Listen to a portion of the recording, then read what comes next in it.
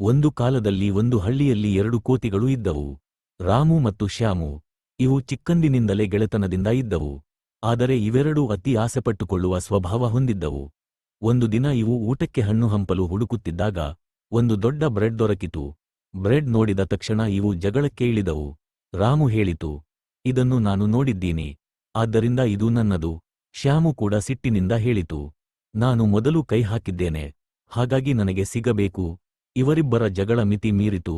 ಆ ಸಮಯದಲ್ಲಿ ಹತ್ತಿರವೇ ಒಂದು ಚತುರ ಬೆಕ್ಕು ಬಂತು. ಅದರ ಹೆಸರು ಜಿಂಕು.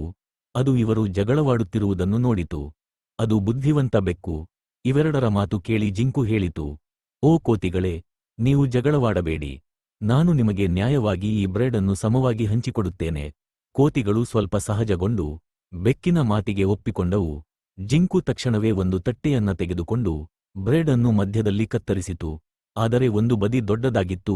ಜಿಂಕು ತಕ್ಷಣ, ಓ, ಇದು ಸಮಾನವಾಗಿಲ್ಲ ಎಂದು ದೊಡ್ಡ ಭಾಗದಿಂದ ಕೊಂಚ ತುಂಡು ತಿಂದಿತು. ಆದರೆ ಈಗ ಮತ್ತೊಂದು ಭಾಗ ದೊಡ್ಡದಾಯಿತು.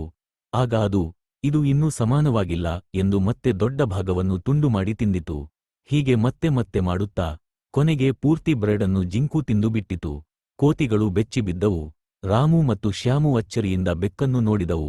ಜಿಂಕು ನಕ್ಕು ಹೇಳಿತು, ನೀವು ಆಸೆಪಟ್ಟು ಜಗಳವಾಡಿದಿರಿ, ಇದರಿಂದ ನನಗೆ ಲಾಭ ಆಯಿತು.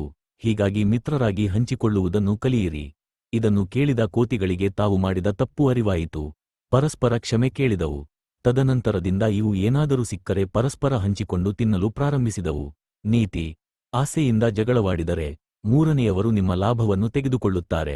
ಹೀಗಾಗಿ ಒಟ್ಟಾಗಿ ಬಾಳುವುದನ್ನು ಕಲಿಯಿರಿ.